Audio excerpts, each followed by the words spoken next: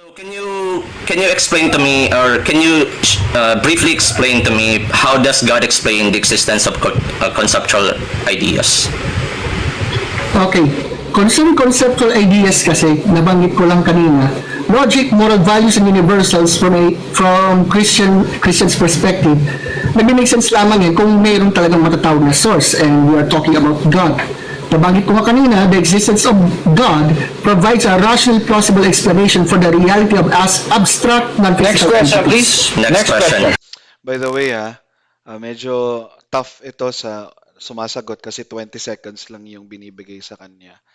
So, dapat kapag sumasagot ka dito, iwasan mo na yung mga verbal fillers. Verbal fillers. Pero again, mahirap yon, pero kailangan masanay doon kung sino man yung nag-engage sa debate. Ano po kaya ang Reformed perspective sa infant baptism? Pareho namang claiming to be Reformed ang Presbyterian at ang Reformed Baptist. So hindi siya issue ng Reformed perspective. Issue siya ng kanilang differences. So ang mga key, ayoko nga sana sagutin ito. Tsaka na natin i-entertainin yan. Please. So how does the existence of God makes logic make sense? Okay, Answer. concerning to the laws of logic, actually, kung titingnan naman talaga natin tungkol sa laws of logic kasi, hindi ito parang tao lang yung may gawa, so to speak. Kahit wala nang talagang matatawag na tao, masasabing may tinatawag na mga laws of logic, so to speak ba? Kasi nasa kasako ba yan, law of Next question. How does the existence of God... Yes, kuya. How does the existence of God... Ano nga ba yun? So, i-replay nga natin yung question. Parang Logic makes sense. for the reality of Ayun, how does the existence of God make laws of logic make sense? So, as a presuppositionalist, I would answer this ganito. Since God is transcendental by nature, ibig sabihin nun, everything that exists, without Him, walang mag-exist. So, basically, merong transcendental necessity sa existence ng Diyos para sa existence ng laws of logic. And laws of logic, dapat i-define yan properly. Laws of logic simply is the reflection of God's thinking. So, i-frame ko siguro yung sagot ko dyan. First is de-define ko yung laws of logic. And we say laws of logic, according to Christianity, laws of logic is the reflection of God's thinking. And since God is universal, immaterial, and unchanging, laws of logic is possible within Christianity since laws of logic is universal, immaterial, and unchanging. Kasha yun sa 20 seconds. abstract, Next non-physical question, entities. please. Next question. So Thank you. how does the existence of God makes logic make sense? Okay, Answer. concerning to the laws of logic, actually, kung titingnan naman talaga natin tungkol sa laws of logic kasi, hindi ito parang tao lang yung may gawa, so to speak. Kahit wala nang talagang matatawag na tao, masasabing may Yes, pero yung question kasi ni Vox, yun, may dinedemand si Vox na explanation. How does the existence of... Paano natin mamimake sense ang laws of logic via God's existence? So, ganun lang yan. tinatawag na mga laws of logic, so to speak ba? Kasi nasa kasako ba yan, law of Next question. Hold on, next question. So is God subject to laws of logic? So, dito, kung si Vox ay naging internal critic sa Christianity, automatic po ang question ni Vox dito is a loaded question. Okay? Ang question ni Vox assumes that laws of logic is above God. So basically, loaded yung question with Vox materialistic assumption or basta sarili niyang presupposition that laws of logic is above God. If he understands, if ang opponent ni Roel dito understands doctrine of Christianity, alam niya yung divine simplicity, his existence is his essence. Laws of logic cannot be separated from his existence and his essence. It's identical. So to say that subject ba ang Diyos sa laws of logic is to ask a very fallacious question. He is the source of it, so hindi po siya subject doon. That's not the okay. He's not subject. Hold Okay. on, hold on, hold on. Please pause the time. Pause the time, please. Box, may I remind you that you really need to make, let him finish the answer first. So he Hindi rin natin masisi si Vox dito, no? Kasi nga, 20 seconds lang. Mabilis lang yung time talaga nila. Yun yung pressure ng debates, eh. So, hindi natin masisi si Vox dito, but then again, uh, maging aware talaga yung lahat ng debaters, including me, pag sumasabak sa ganito na wag mag-interrupt. May tendency talaga to interrupt. And I understand the frustration or the pressure dahil sa time. has at 20 Even Roel, hindi natin siya masisisi na hindi niya natatapos yung kanyang thought. That's why yung gift of articulation talaga, it requires practice.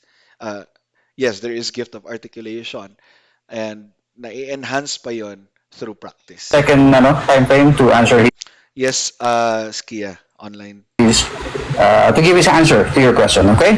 So do not butt in. Okay. If you have any objection, Sige. please call out the moderator. Objection, if you have any objection, okay? Okay, please proceed. Ask the question. Box, proceed. So next question is related to the first area. Okay. So next question, how does God provided you the laws of logic? How does God provided you with the laws of logic? It's not something that God provides via providence. It's something that God, it's something that transcends reality, ang laws of logic. So basically nga, dahil nga merong loaded na presupposition from Vox's worldview, nagkakaroon na talaga ng sanga-sangang mga loaded questions. So, ang ang job ni Roel dito is to put Vox in proper perspective sa pagtatanong. Ilagay ni Roel si Vox na, oops, are you internally critiquing the Christian worldview? Because that's not what we believe. Kasi kung magpapatuloy lang yung loaded question, again, the debate, sayang yung oras. Walang ma-achieve sa debate. Okay.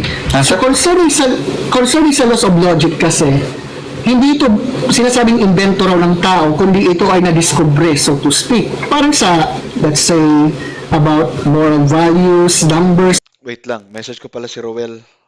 Sabihin ko na, nire-review ko na. Nire-review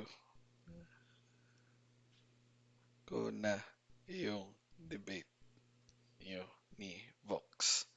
Pero hindi pa to formal.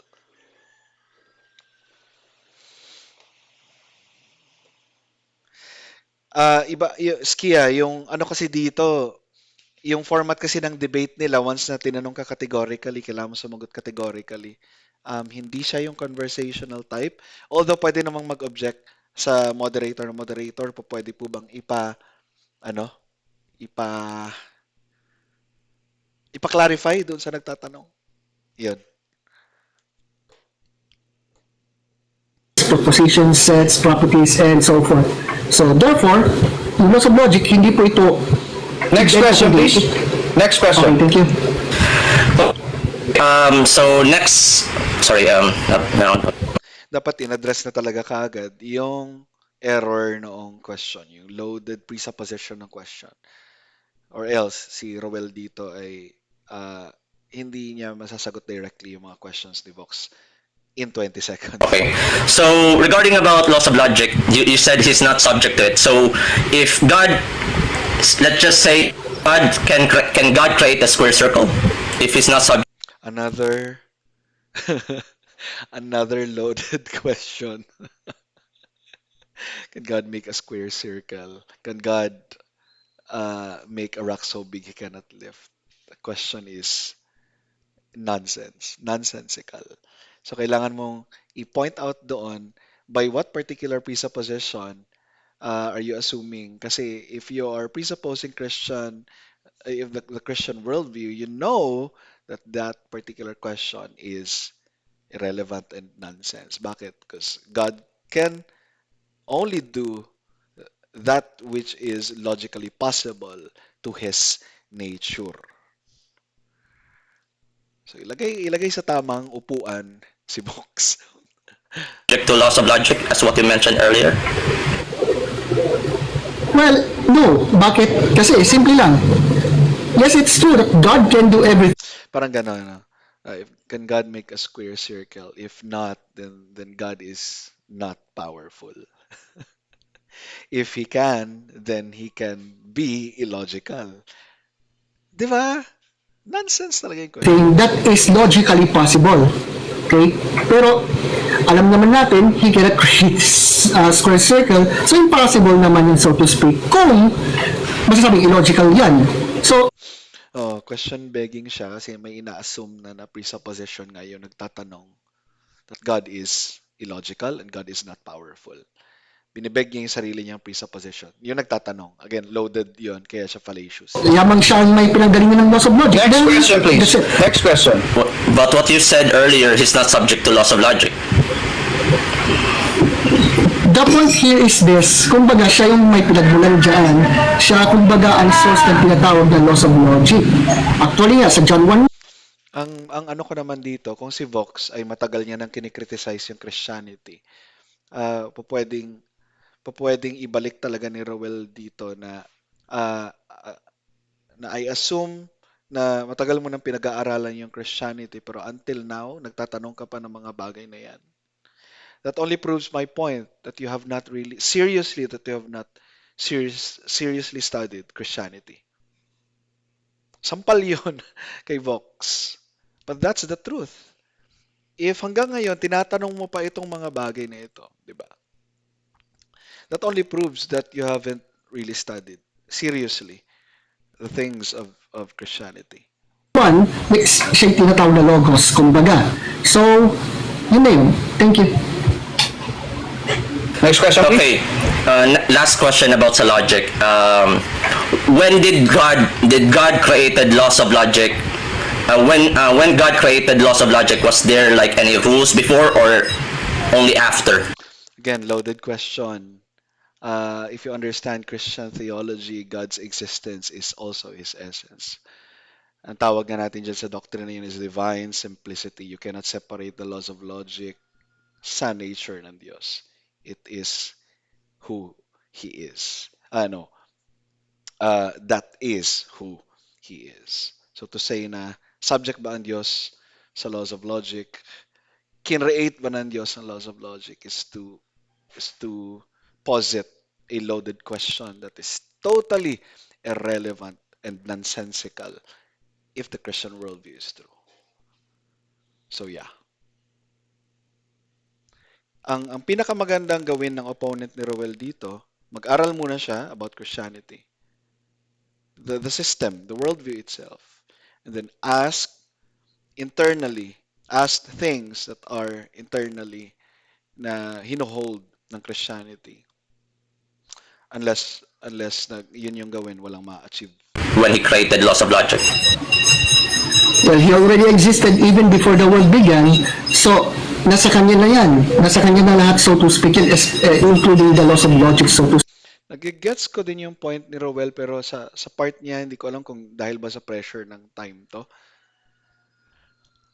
Pero yung articulation doon nagfo-fall short si Brother Rowell. And I love this guy. I admire this guy sa kanyang tapang din sa pakikipag-defend sa worldview. Pero yung humility din ng taong ito. Yung humility din ng tao na to. Na to admit sa kanyang mga reviews niya sa kanyang debate na I admit I haven't studied that field yet. For me, that's very, alam mo yun, that's very commendable. So there was- Sinanggagalingan ng lahat. Hold on. Again, pause the time, please. Sorry, Pause the sorry. time. Again, this is my first warning, Vox. You've got to let him finish. Yung atheist po ay si Vox. his answer. All right. Please Okay. ask the next question, please. Okay, next question. So prior to God's creating laws of logic, did God exist Ayan na naman. No. God did not create logic. or did not? He already exists even before the world began. He already exists before the creation of the universe and anything of it. Kasi nga, kumbaga, if he is And by the way, hindi nag-pop up sa universe ang laws of logic in such a way na ito ay created. already existed even before the world began, then he is who he is, the great I am. The spaceless, timeless, immaterial, powerful, moral, personal, and intelligent being who created all things and sustains Next question, all things. please. Next question. So how does God become the source of moral duties and values? Because God did not become the source. Again, loaded question na naman. Vox is committing the same fallacy over and over again sa kanyang line of questioning.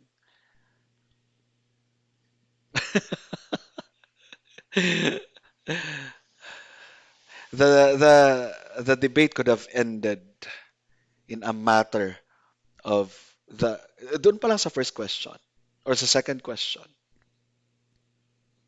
Loaded question. he is the source of what was called goodness. To continue, he did not became. He is.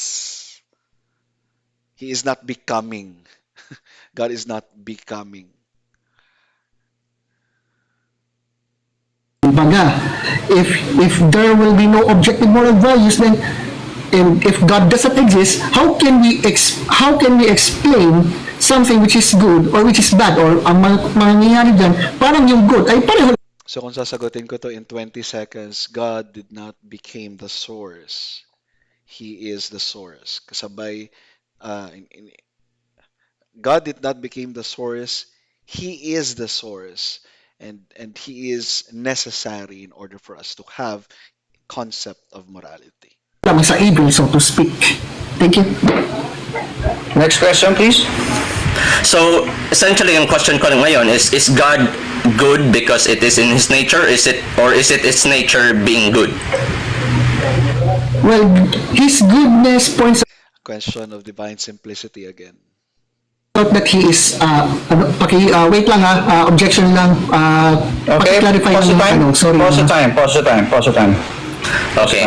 So Paki-clarify clarification. lang, So sorry. what I meant is that is God good because it is nature or because it is good because that is God's nature? Gets Ang tamang pagka-frame sa question na yon is the command of God good because God commanded it, or is the command good?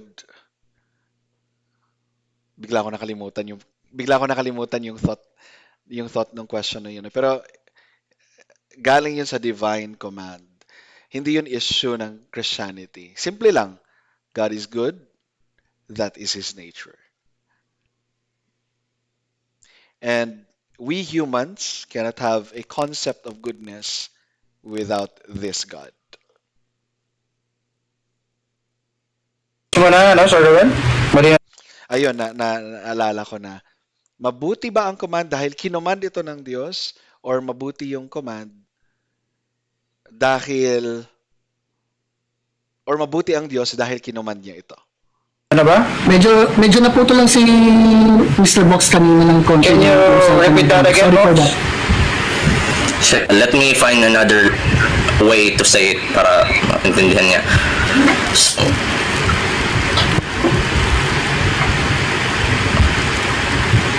Nawala si Box, ah. Box, di kita narinig, Box. I'm still here. So, Okay. ang point ko ba, is God good because it is in His nature or because it is in His nature because it is good? It is in his nature because he is good.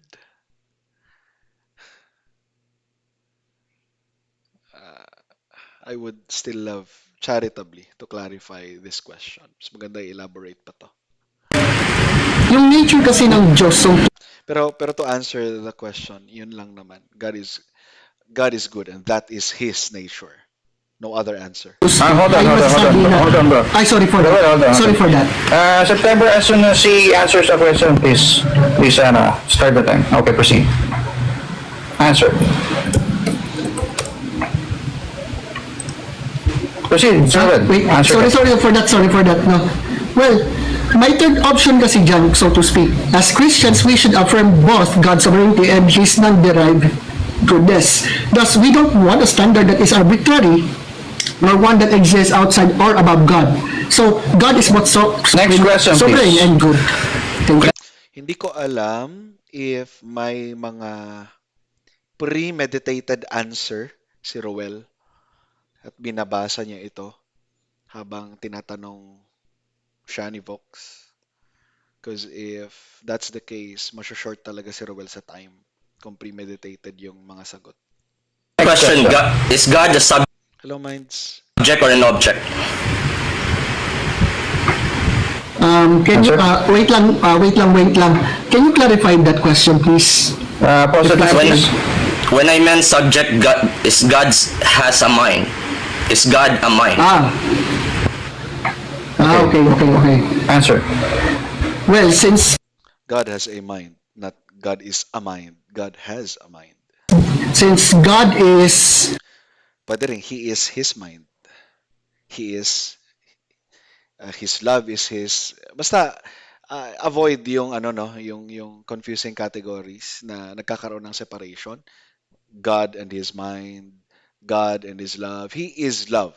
Yun, ganun. who He is, kumbaga, yamang tinawag siyang the great I am, tinawag din siyang Logos.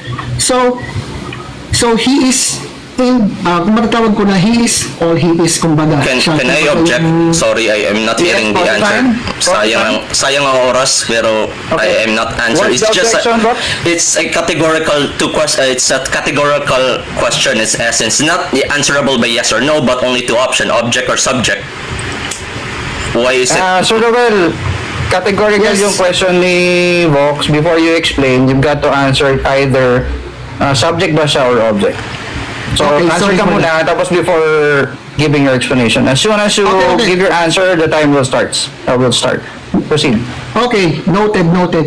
Concerning doon, siya ay... Hold on, bro. Hold on. Sorry for that, sorry. Kailangan namin marinig yung subject or object muna, bro. Okay. What is your answer? To answer that question, God is not object nor subject of it. Kumbaga, siya nga, may pinagmumulan ng lahat, kumbaga. That's not what I'm asking. I already Hold on, bro. defined subject. Wait lang, Vox. Di ba sinabi ko kanina, huwag kayo mag-object kayo sa akin. That's the problem of external critique. Hindi talaga siya nagpo-progress. Hindi siya nagpe-penetrate. Kasi wala external critique Kayo mag-uusap dalawa kasi time niya to answer the question. So, Sir Roel, pakisagot mo yung tanong na kasi naputol siya. Paki-answer mo yung Sorry. So, gaya ng sinabi ko, God is not some sort of object or subject. God is what we call the great I am. He is the self-existent one, so to speak. Objection, moderator. It's Yan. Aseity of creation. He is neither subject or object because He is self-sufficient. not Yes, what I'm pause the asking. Ang question mo, Vox, is it's either subject or object. Ang sinagot ni Hindi mo pwedeng i-reduce kasi ang Diyos into subject and object. God is the necessary precondition in order for us to even have a concept of objective and object and subject. So hindi mo talaga siya pwedeng i-reduce sa object and subject dichotomy. Sir Roel is wala siya doon Neither. pinabanggit. What's your It's objection, sir? Objection. There's no such thing of the third option about object. Is it an object or subject? Is there That's any only two. counter objection, Sir Roel? Is there any counter objection, Sir Roel? My friend, porque categorical question, ibig sabihin wala nang tinatawag na option. Yes, hold on, Vox. Please, wag muna tayong Tumawa si Vox. Akala niya siguro napaka-rational noong question niya. Kaya siguro napaka-rational ng question niya. Ano, tumawa. Sir Roel, ano yung counter-objection? Pakipaliwanag po yung counter-objection. Ulitin ko kasi, bagamat masabing categorical yan, pero matatawag itong false dichotomy yan. Kasi Explain. we are talking about God. Kasi if God really exists, then He is what was called the self-existent one. He called the great I am. If we are comparing something or someone na makikita natin sa creation, that God na tinutukoy, hindi na matatawag the God Okay of na, this. Very good. Sir Roel, okay lang yun. Okay na yun. Naiintindihan ko naman na yung, meron siyang counter-objection. Para magpatuloy tayo, next question, Vox. Okay, so next question, what does the belief in God adds to your objective meaning? Alright. Yan, isa pa to. Dapat i-clarify ito. What do you mean by objective meaning? Life ba?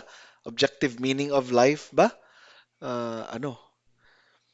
Pwede bang mag-comment dito pag wala pang experience sa debate, Kuya Jordan? Oo naman, no? Oo naman. So concerning objective meaning, dito malalaman na talagang may matatawag na objectively good and objectively evil, so to speak. If God really exists, may sense yung tinatawag na love, goodness, joy, peace, and so forth. At mayroon tayong reason kung bakit inaayawan natin yung mga bagay na masasama. Next question. Vague yung question dito. Pa-clarify niya ano bang ibig sabihin ng meaning of life ba? Meaning and purpose of life ba? Yun ba yung tinutukoy dito? Next question. Sorry, Next can I object Pause earlier the time, than that? please. Pause the time. Meron na lang I tayo think- siguro mga 7 seconds. Ano Yeah, yung objection mo?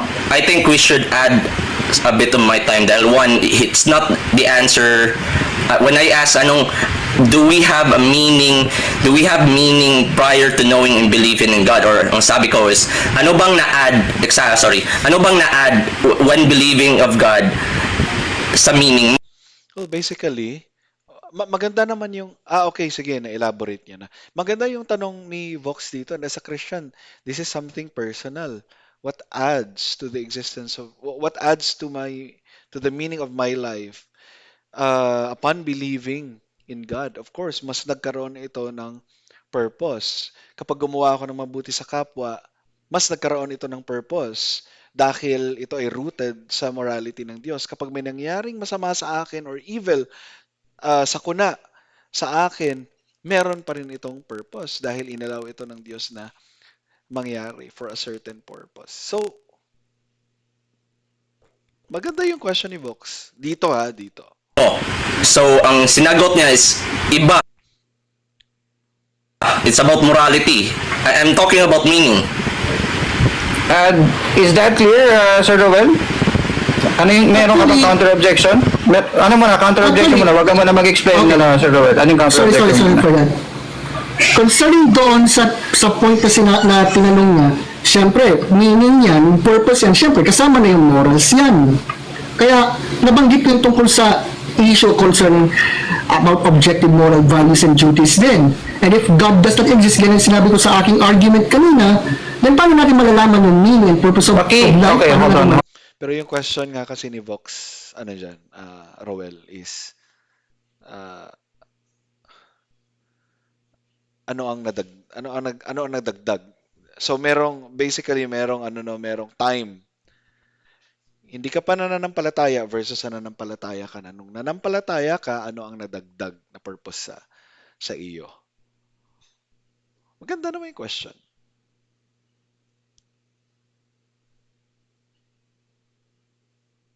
Sir Roel. Kasi para magiging fair tayo sa kanya kung naka-pause on time nakakapag-explain ka.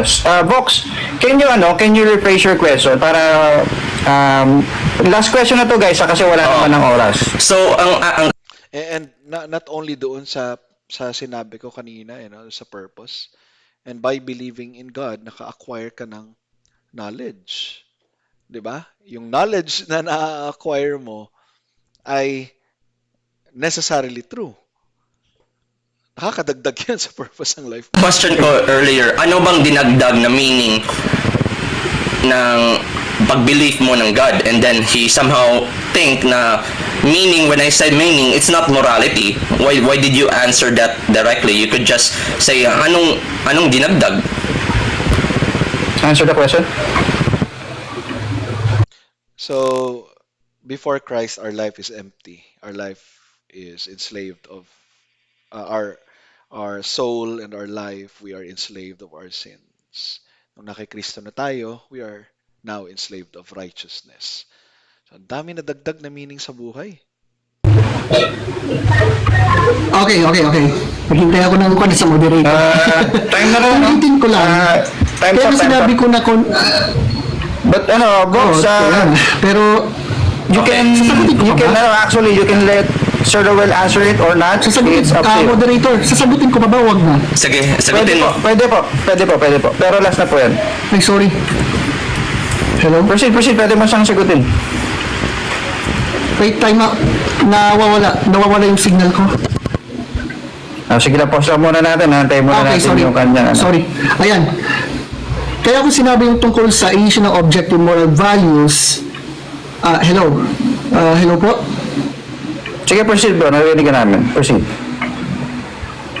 Okay. Kaya kung nasabi yung tungkol dun sa issue ng, yan, syempre, yung objective moral values, kasi kalakip nito kung ano yung reality, like, meaning ng buhay. Time's up. Concerning naman sa addition nito, Time's up. Ang hirap ng ginagawa ni Roel.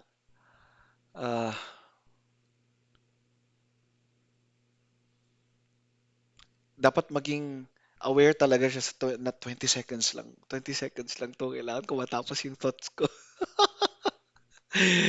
Mahirap to, bro. thank you. Time's up. Thank you for that. Salamat. So Thank yan you. po ang ating pong cross-examination ng ating pong second speaker sa ating pong first speaker. And now, we will proceed to the 10-minute second speaker presentation. Vox, are you ready? So, opening na ni Vox. Pakinggan natin yung opening ni Vox. What best explains reality? Is it Christianity or atheism? Version ng atheism ni Vox. Okay, I'm ready. Okay, your time starts now. Begin. Thank you sa mga moderator to facilitate this debate and my opponent to give time to grace us with his presence. The debate is all about the best explains reality. Best explain, not which model can explain. Both parties can explain, but the question here is whether true. Kung ako yung debater dito, kung ako yung kaharap ni Vox dito, where do you get your knowledge of ano bang tawag dito? Ano bang tawag dito? Degree, no? Where do you ground your knowledge about degrees? Good, better, best. If you could account these, if you cannot, then even this debate wouldn't make sense. Or false? Is it supported or unsupported? How can we choose from one explanation over the other? This is where the explanatory power comes in. Explanatory power is the ability to understand a phenomenon in terms of what is known. In other words, explaining much by little. And by little, I means little assumption. No matter how many Gish-Gallop Little assumption, yun kaya yung ginagawa ni Vox sa kanyang cross-examination kanina. Sobrang tindi. Loaded with so many assumptions. explanation you can make. If you can lack explanatory power, then it's useless. Explanation. Okay. Now, how can we get, or how can So, if it's loaded with so many assumptions, then it's useless. Then yung opening statement ni Vox dito, useless na agad dahil sa cross-examination pa lang yan, dami niya ng assumption. Sheesh! Sheesh! we determine if a model has an explanatory power? We can use the criteria to determine which model gives us explanatory power and which criteria are commonly to any field of inquiry, which is one, simplicity, goodness of fit, explanatory Occam's razor, simplicity. Simplicity doesn't means true. Hindi porket nag-arrive ka na, okay, ang complex ng universe, then kung ano yung pinaka-simple na answer na pwede tayo mag-arrive, ito yung gamitin natin kasi ito yung mas plausible. Bakit kasi ito yung pinaka-simple? Doesn't mean that it's true. Di ba? Hindi nangangahulugan na totoo yun. So yung Occam's razor is invalid, is an invalid epistemology. breadth, predicted fruitfulness, and many more. And this is not an exhaustive list. These are the four common similarities of all fields of science and philosophy. But for the sake of the time, attention sa mga listener natin, and I'll just gonna use a simpler version, which is the principle of parsimony, the Occam's razor. So, let's start by defining what is God. So, God is at least omnipotent, omniscient, omnibenevolent. For me, and other Guys, if you want to debate and you want to present your positive case, you don't want to start with criticizing your opponent's view. You want to start your presentation with your positive arguments. With your positive arguments. Sinabi na ni Vox dito na, okay, ang kanyang tool ay Occam's razor. Dapat i-define niya na kaagad, okay, what is Occam's razor and why you should use this in order for you to have a justification or have a best explanation of reality. Dito pa lang, kung may judge lang yung debate na ito, bagsak na sa criteria si Vox dito. philosopher of religion emphasized also God is being worthy of worship, which is derived from which Low thinker tank. so-called attributes, and this is a title for the purpose of the sa mga philosophers in the academia, in which I subscribe that definition as well. But for my opponent, I think it's different. It is an entity. It is a proper name. God is omnipotent, omniscient, omnibenevolent, and more, like spaceless, timeless, immaterial. This being is the creator of everything. So, but do we still remember, no, pagkabata natin na we ask childish question. When we ask, who created God? Kahit adult na tayo, we even ask the same question, who created God? Kung adult ka na at nagtatanong ka pa rin ng mga ganyang klaseng tanong, who created God? And sumasaba ka sa debate, sorry, pero ang ignorante mo sa Christianity. Sorry ang ignorante mo sa worldview na kinikriticize mo. Kinatanong mo, who created God? Okay ka lang?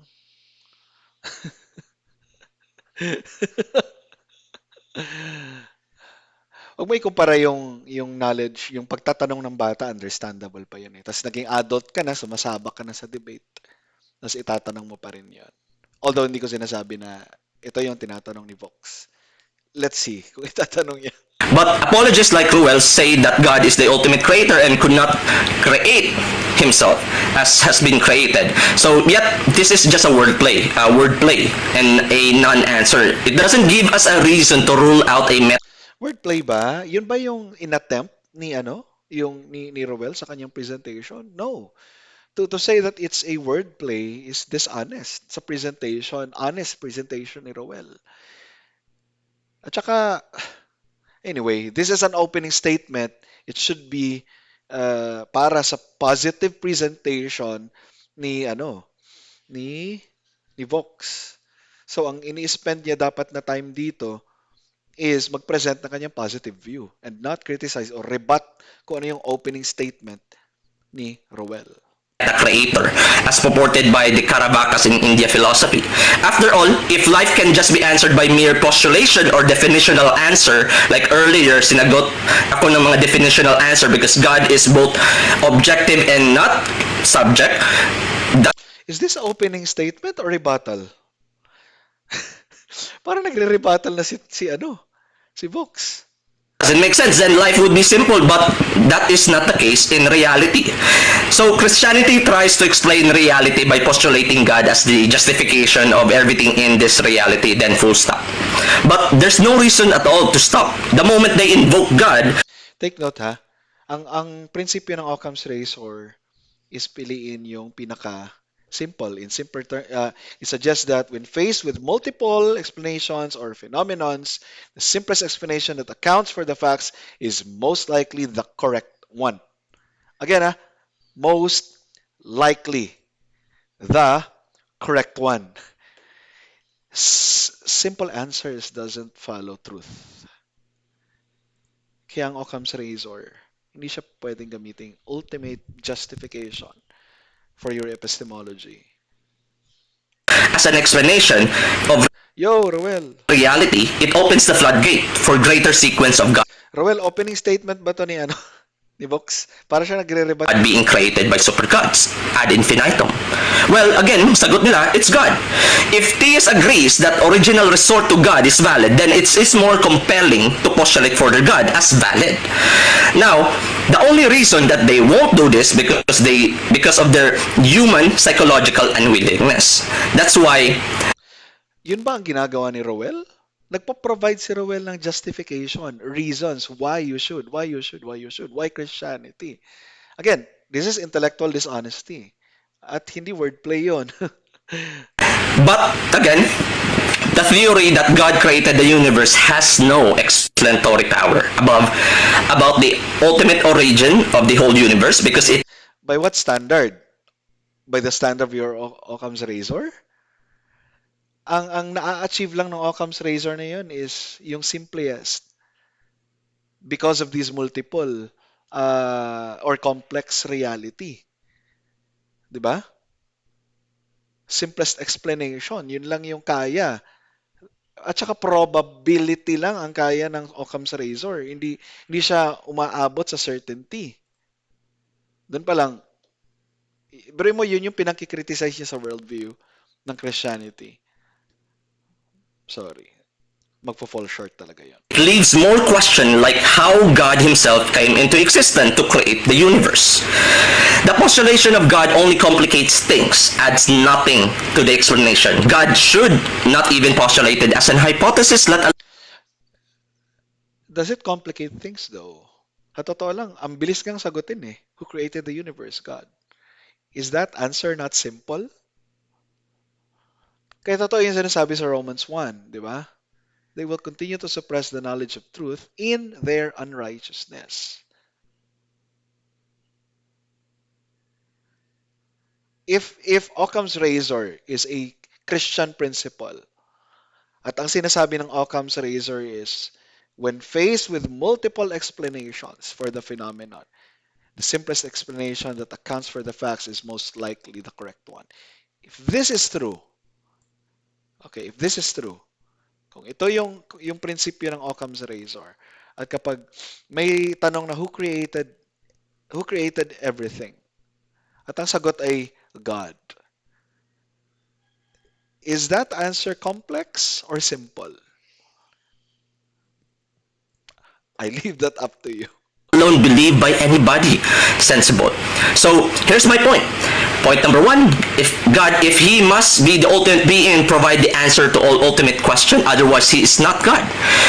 Yet, even suppose as an hypothesis that God exists, the question that the God supposed to finally answer remains unanswered.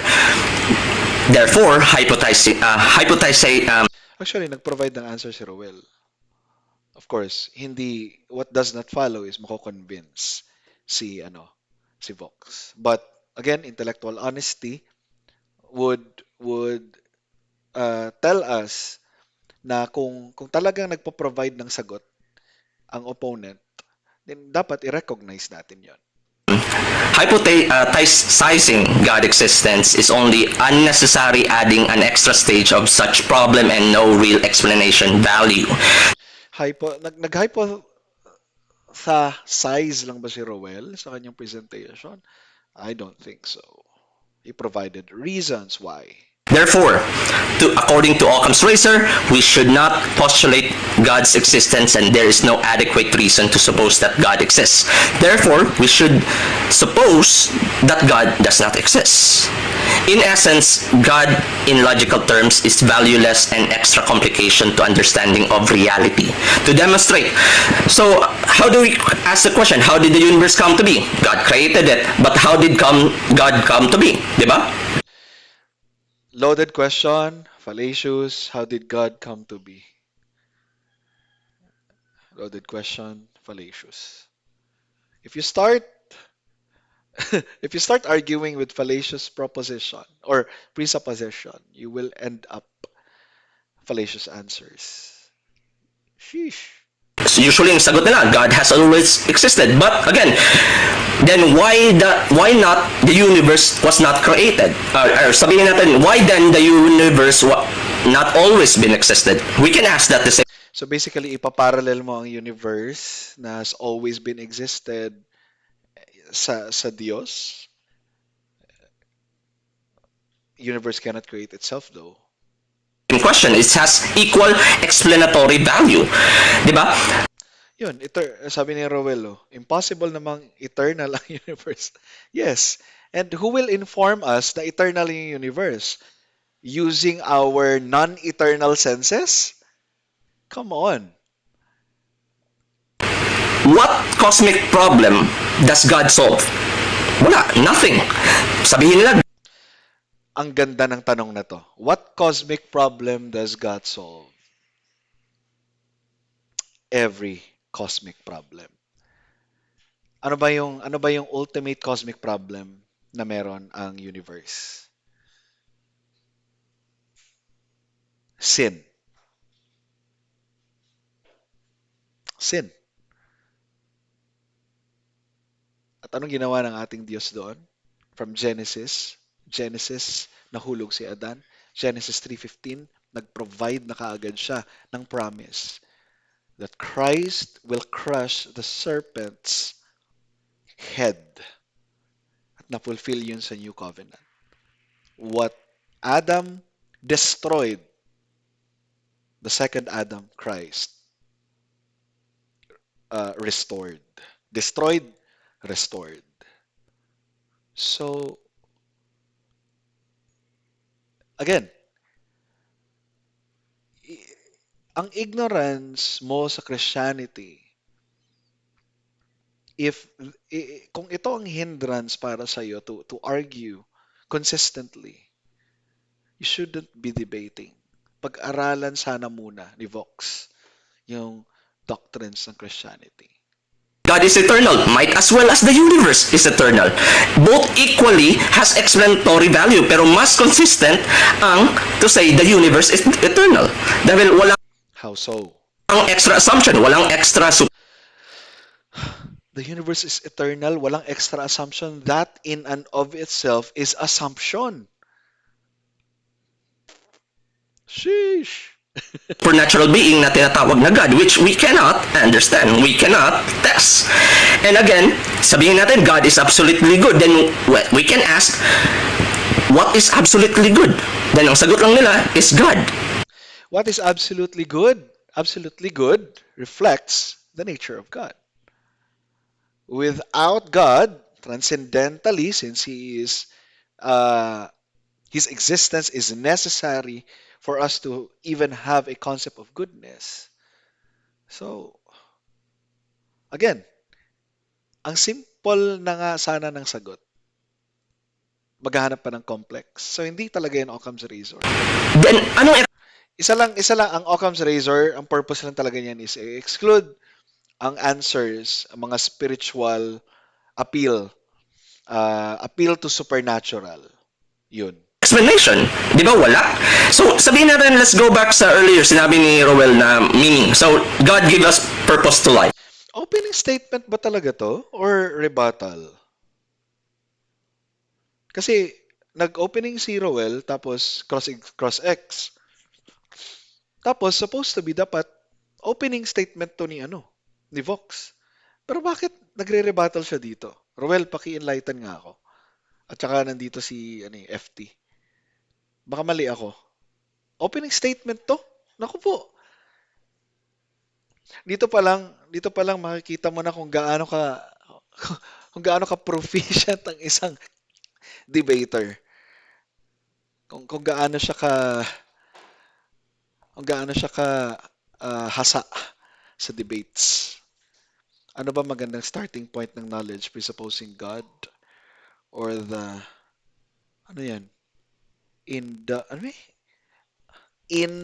indubitable first principle. Anong ibig sabihin mo sa indubitable principle? Presupposing that the Christian worldview is true and that God exists. Scripture is true. So yun. Yun ang magandang starting point. At yun talaga ang dapat magkaroon tayo ng starting point. Now, ang question ko, which hindi nasagot ni Ruel, how can God conceive Yung cogito ergo sum kasi, vicious circular kasi yan. Pero tapusin muna natin to. or how can God conceivably add a purpose to life which was not previously there?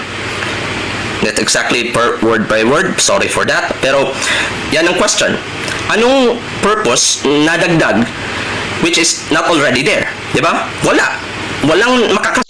Ano ba ang magandang idea sa opening? Ang magandang idea sa opening, meron po silang topic dito. Which worldview best explains reality or justifies reality siguro? Or which worldview best explains reality? Yun ata. Ang pinakamagandang approach kapag mag-opening ka is to make a positive presentation about what you believe. Not criticize. Kasi kung mag-i-start ka, di ba? Kung mag-i-start ka na hindi ka nagbibigay ng positive sa'yo, then arbitrary lahat ng sasabihin mo. And sa debate, ayaw natin ng arbitrariness. Gusto natin rational tayo. Sagot yan. Dahil one, sasabihin dyan na, well, what exactly is that purpose? Sabihin nila meron, then the question is, ano yun? Kung hindi naman alam natin kung ano yung nadagdag na purpose, then might as well as it does not exist. Dahil hindi naman pala natin alam. It's just a circular argument to justify worship. Now, can God... Well, sabihin na lang ni Vox na hindi siya satisfied sa sagot ni Roel. But Roel provided an answer na yung purpose ng morality. Nagkaroon nung nanimpalataya siya sa Diyos, mas nagkaroon ng purpose and meaning yung buhay niya sa aspeto ng moralidad. Dahil kung walang Diyos, 'di ba? Lahat ng gagawin niyang mabuti would be purposeless and meaningless. Lahat ng mangyayaring masama naman din sa kanya, ito ay meaningless and purposeless. So, yun lang naman yung pinaka-gist ng sagot ni Ruel. So, basically, Vox is not hearing what he wants to hear. Yun lang. Now, with that being said now, God can be cut out from our explanation of reality. As my good acquaintance once said, na pangalan Serex, how does God, who is outside of our reality, a good explanation of reality? How does the supernatural explain the natural? How does God, who is outside of our reality, best explains reality? Why? Because He is the creator of it. Parang ganito, this laptop that I'm facing, kung ako yung creator nito, ako lang din ang pwede mag-define ng parts nito. Ako lang din ang merong say sa mga parts na meron dito. Anong purpose nito? Anong purpose ng parts? Anong purpose ng keyboard? And since God is the creator of the universe, He alone has the final say kung ano yung purpose and meaning natin sa buhay, what you should do, what you should not. He is the creator. And I think that's basic common sense.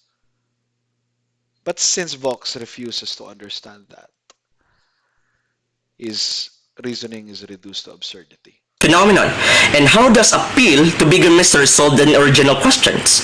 This is where Christianity is piggybacking.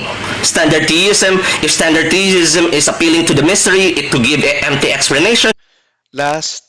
Parang yesterday ata yun, appealing to mystery. Define ko yung mystery sa Christian context eh. Mystery is not something or mystery is not something that is unknowable. Ulitin ko po, pag sinabi ng Christian na this is still a mystery to us. Ang ibig sabihin po ng mystery, it is a mode of God's revelation. Ibig sabihin nun, sooner in the future, magkakaroon ito ng clearer revelation. For example, Genesis 3:15, noong nagsalita ang Diyos kay Adan, I will put enmity between you and the serpent. Nagsalita siya kay Eve pala. Between the woman and the serpent. Pangako yon para kay Kristo. Mystery kay Adam and Eve yon dahil wala namang binitawang salita ang Diyos na si Kristo yon until such time na ito ay nagkaroon ng fulfillment or na-unfold. Yun po ang ibig sabihin ng history. It presupposes biblical progression of revelation. Biblical progression of revelation. Yun ang ibig sabihin ng mystery. Hindi po siya mysticism. Mystery is not equal to mysticism. Nagkakaroon ng equivocation fallacy si Vox dito na kapag sinabi ng Christian na although hindi natin masisisi, may mga Christian na kapag sinabi nilang mystery, ibig sabihin nun, it is unknowable. But then again, ilagay natin sa proper context, ang salitang mystery sa Christian context, ito po ay pag-recognize na there are such things that are revealed now that is not yet clear to us until such time na ito ay i-reveal ng Diyos sa future. Would it be revealed sa future? Ang sagot ng Christian ay yes. Sa mysticism, would it be revealed in the future? No, because that knowledge is unknowable. If it is unknowable, how do you know that it must be called mystery in the first place? So doon pa lang no, self-defeating na yung statement. I hope nakuha na. About the big question, Christianity appeals more to the greater, bigger mystery, in effect adding more empty explanation, like the resurrection, Bible, Holy Spirit, etc. But those won't fly if the pig won't fly. Resurrection. Okay, supernatural phenomenon. Kaya mo na-recognize ang supernatural phenomenon because there is such thing as uniformity of nature. What justifies uniformity of nature according to your atheistic worldview? Yan dapat ang pinipresent ni Vox. Pero dahil busy siya sa kanyang pag-criticize sa kanyang opening statement, empty tuloy. Empty ang kanyang opening statement. In the first place. So, now, naturalism taken seriously against standard theism would entail atheism.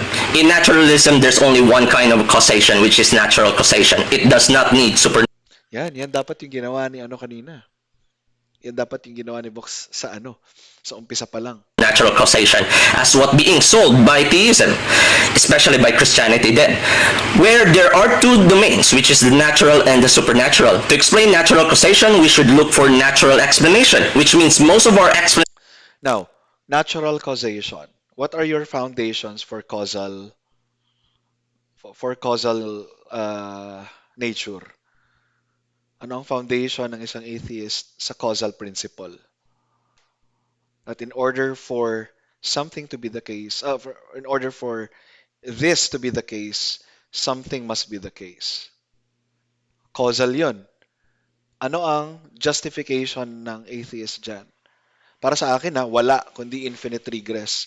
Kapag infinite regress ang justification mo sa causal principle, then wala ka talagang foundation sa causal principle. Mas mysticism pa yun. Mas blind faith pa yun sa ina-accuse niya sa Christianity. explanation is with high explanatory power because they are natural. Sabi niya, walang assume, pero ang daming assumption. Yan, causal principle. Ina-assume niya na working yan. But what must be the necessary precondition for causal principle? Causal principle presupposes uniformity of nature. Explanation, not supernatural explanation.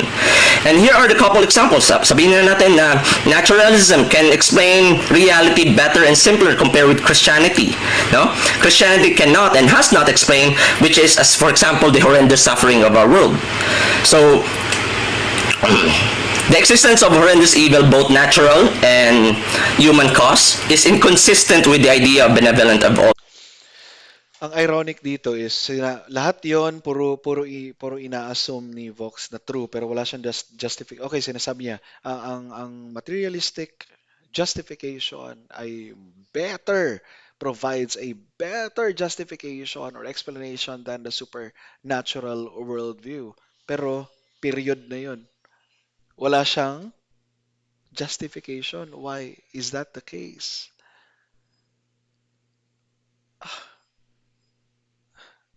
painful pakinggan yung opening statement ni Vox. Wala pa siya sa debate. Hindi pa siya nakikipag-debate. Powerful deity. And similarly, horrendous evil in the world suggests a contradiction in the concept of a benevolent God.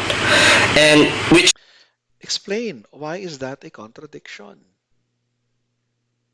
Diba? Explain mo, bakit yan contradiction? Hindi yung mag-assume ka na, okay, may evil, good ang God, therefore contradiction. Provide reasons that ginagamit natin yung ating rational para i-explain yung mga bagay na yan. And Vox, sabi mo kanina, less assumption.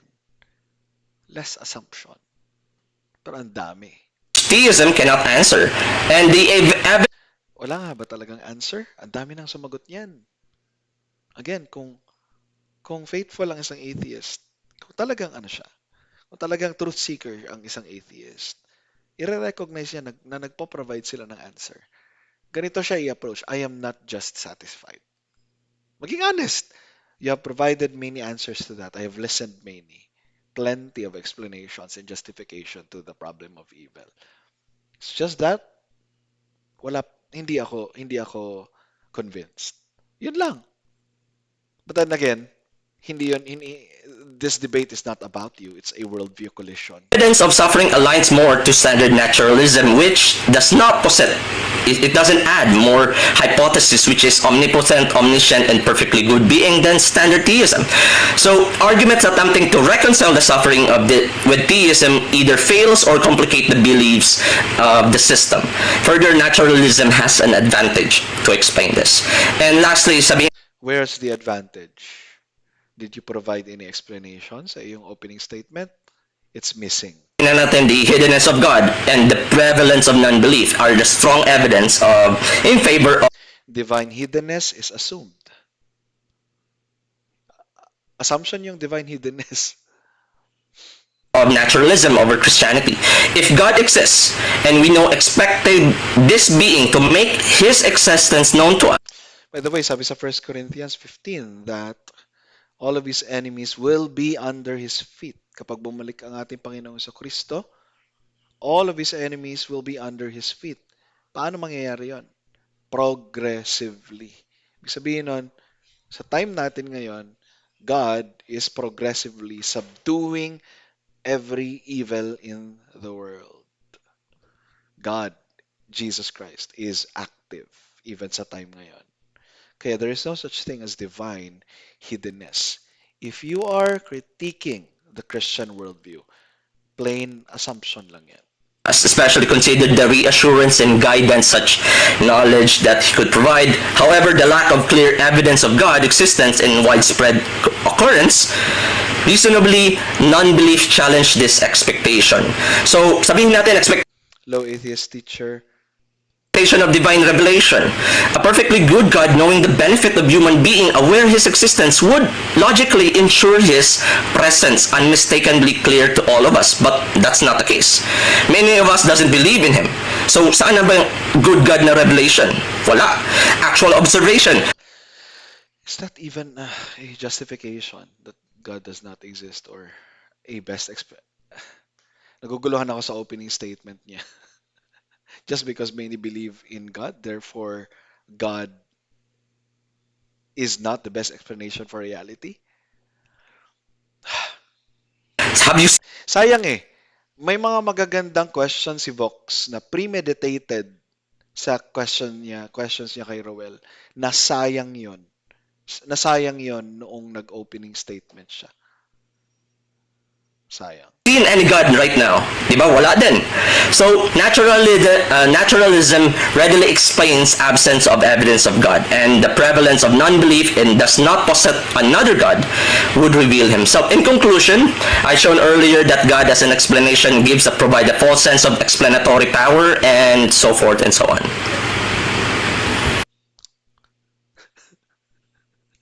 But where is your positive presentation though? Time's up. Thank you, Vox. That is Vox. Now we will proceed to the cross-examination. Ito na, si Roel na yung magtatanong. Go, Roel! From the first speaker, Roel, are you ready? Roel, Okay, will I'm ready ask for that. Vox for 7 minutes. Are you ready? If you're ready, your time starts now. Begin. Okay, so here's my first question. Nang nabanggit mo yung points, yung dalawang word na Okay, dito pa lang, commendable na yung ginawa ni Roel. Bakit? Kasi nakinig siya sa presentation ng kanyang opponent by saying, nabanggit mo yung ganito. So, ibig sabihin nun, ang questions ni Roel ay hindi premeditated. For me, that's a very good character, attitude sa isang debater. psychological unwillingness sa panig ng mga Kristiyano, ano ba ang ibig mong sabihin? Ibig sabihin that Good question. Ano ba ang ibig mong sabihin? Gustong maunawaan ni Roel yung point ni Vox. Ayaw niyang magpasok ng kanyang Christian assumption sa view ni Vox. And that's what we call internal critique. Nice. ibig sabihin dyan that they're unwilling to abandon their belief. Next question, please. Okay, thank you. So ngayon, paano mo nalaman na yung existence o pag-iral ng Diyos ay matatawag na meaningless o sinasabing walang saysay? As what I stated sa statement ko, it adds no explanatory value. What Next do you question, mean? please. Okay. Thank you. What do you mean by the term, ano yun? Ano yung value na sinasabi niya? Wait lang ha. Di ko lang napakinggan kasi. Like, yung bang wala siya matatawag na value, so to speak, I mean. As I said, explanatory value. Okay, thank you. So, paano mo nasabing walang explanatory value yung tungkol sa existence ng Diyos? It adds no value to the explanation. Can you explain God? Yes. And Roel attempted to explain. Gamitin ko na lang yung granting na nag-explain si Roel and napakinggan ko naman to. 'Di ba? Sa opening statement niya, nag-explain naman siya. And God can be explained via revelation kasi hindi naman brute fact ang Diyos. After positing to answer a so-called question. So you have a question number one. You gave an The issue is not can you explain God? 'Di ba? The issue is would you accept the explanation? So yun talaga yung pinaka-issue ni Vox dito. Nag-explain si Roel pero hindi na-accept yung explanation. possible explanation, God. Now, anong explanation ni God? Diba wala? So, no explanatory value. Wala nga ba? That's intellectual dishonesty. Yung pagiging convinced mo, Vox, does not follow na walang explanation na pinoprovide si Roel. Just God did it. Okay, thank you. Next question. Sayang, sana finalo upan mo yun, Roel. Sana nag-follow up ka doon. Na did I not provide any explanation sa aking opening statement? Tapos siyempre, mag-a-admit si Vox na, you did. So yung issue is, hindi dahil walang nag-provide ng explanation, kundi dahil hindi ka lang convinced sa explanation. Am I right? O yun, mga ganang tanong, no? Yamang ang presentation, what best explains reality. Can you give a brief explanation? Why do you think atheism best explains reality? Very good question. Very good question. Bakit very good yung question? Kasi nag-fail i-present ni Vox ito sa kanyang opening statement. He is so busy rebutting the previous event that took place, opening and the cross-examination. And Vox is so preoccupied sa event na iyon at hindi niya na pinrovide yung kanyang explanation why this must be the case in order for something to be the case. Atheism, which if sabihin natin atheism accompanied with naturalism, maintains following Occam's razor. It doesn't assume more entities than it should be. So that's why it best explained. At least, no, you can clarify niya, it doesn't assume more entities than it should be. Okay? Ang question dito is, nag-assume ba ng more entity ang Diyos? One entity nga lang. Source of everything. Okay, thank you. One next question. Are you absolutely sure there is no God? To mean absolutely sure. Well, yung talagang masasabi na wala talaga Alam mo Diyos sa na, pause puso. the time please. Pause the time. Yes.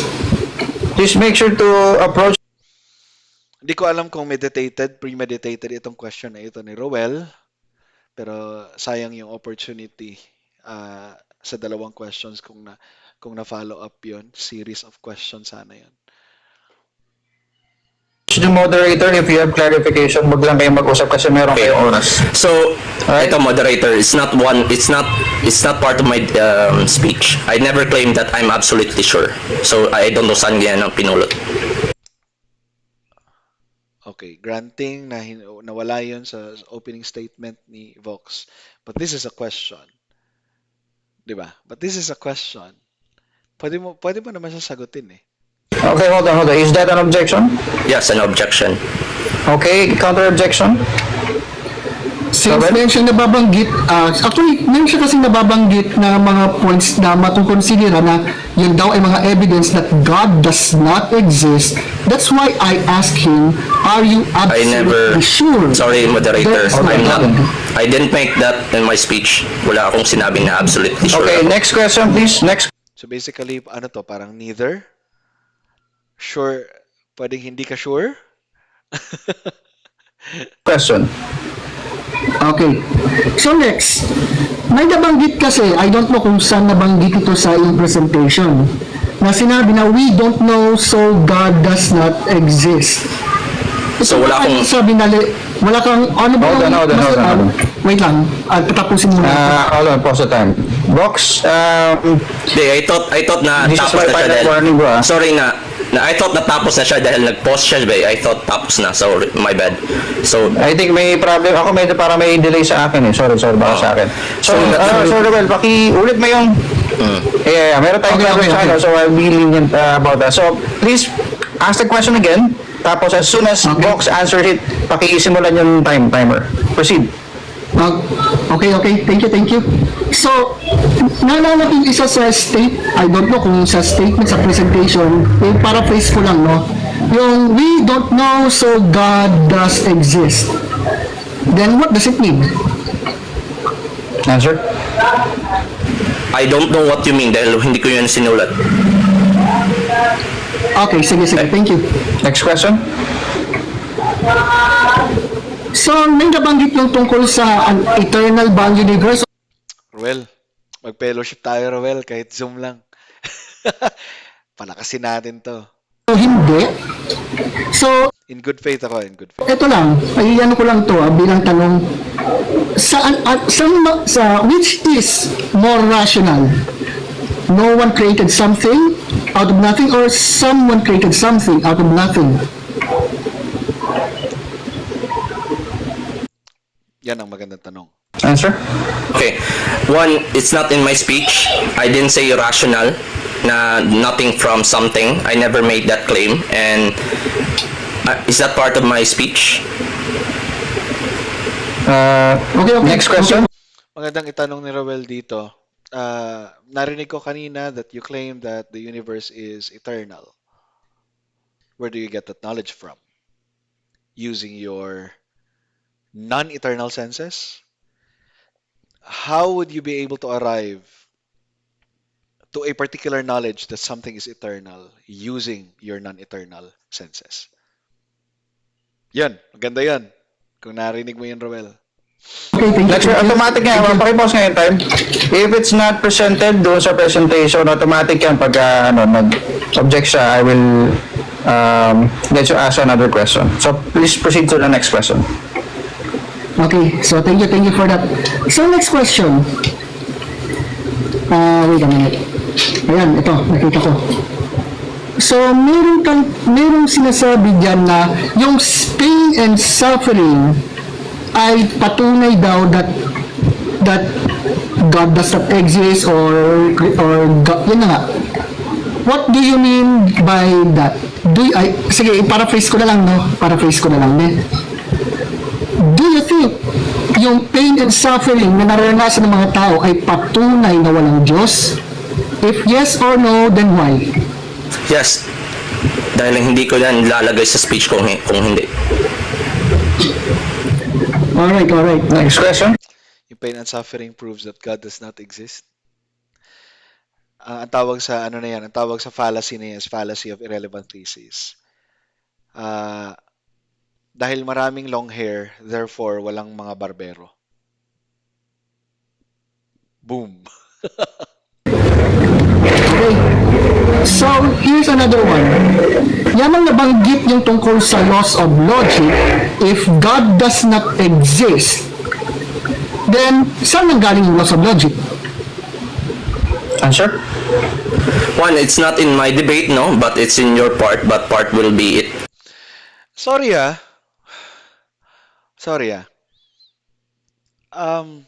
Medyo disappointed ako sa performance ni Vox dito kasi parang ang tamad. Parang ang tamad ng approach niya dito. Parang ang tamad. Ang tamad niya sagutin yung mga question ni Roel. It will be part of my rebuttal, no? I don't think the laws of logic, it comes from a God that it doesn't make sense. Kung sasabihin mo nang galing sa kanya, is he subject to that or hindi? You said earlier, hindi. Therefore, anong ibig mong sabihin na Next question, galing please. sa kanya? Next question. Yun. I-follow up sana ni Roel yun. Anong ibig mong sabihin na galing sa kanya? Next question. Alright, okay. I think this will be my last question na lang. So, ito. Here's my last question. I-follow up mo yun, Roel. Yamang nabanggit mo na yung pain and suffering ay patunay na God does not exist. Dahil paano ito maipapaliwanag sa atheism? Yung tungkol dyan sa issue ng pain and suffering ay patunay na God does not exist. Dahil paano ito maipapaliwanag sa atheism? Yung tungkol dyan sa issue ng pain and suffering. Yeah, because God is not the basis of our morality and idea of horrendous suffering. One, horrendous suffering is evident to the reality. Hindi na gets. Hindi ko alam kung na-gets ba ni Vox yung question. If God... Ulitin natin yung question. Would you not agree? Yeah, because God... Here's my last question. Yamang nabanggit mo na yung pain and suffering ay patunay na God does not exist. Dahil paano ito maipapaliwanag sa atheism? Yung tungkol dyan sa issue ng pain and suffering. So basically, ang tanong ni Roel, kung walang Diyos, how would you justify pain and suffering in matters of meaning and purpose? So, sana na-elaborate yun. Yeah, because God is not the... So basically, ang sagot dapat ni Vox dito from his system. Because in atheism, this is how pain and suffering mean sa amin. At ito ang purpose nito. Or maybe, baka walang purpose ang pain and suffering. basis of our morality and idea of horrendous suffering. One, horrendous suffering is evident to the reality. Would you not agree? Diba? It is evident to our society. Unless of course, if you're blind or nagbubulagan ka lang, you cannot say otherwise na walang horrendous suffering. Again, si Vox ay wala pa siya sa debate. Di pa siya nakikipag-engage meaningfully sa debate.